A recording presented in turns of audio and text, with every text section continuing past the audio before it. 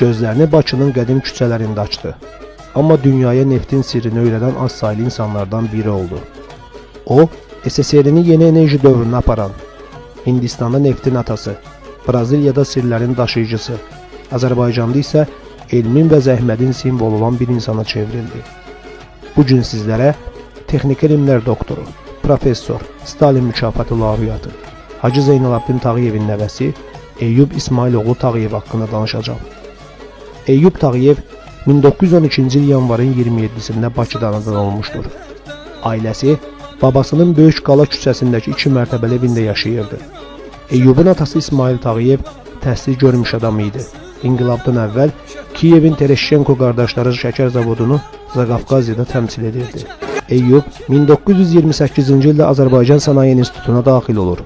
1932-ci ildə institutu bitirdikdən sonra Lökbatan qazma kontorunda işə başlayır.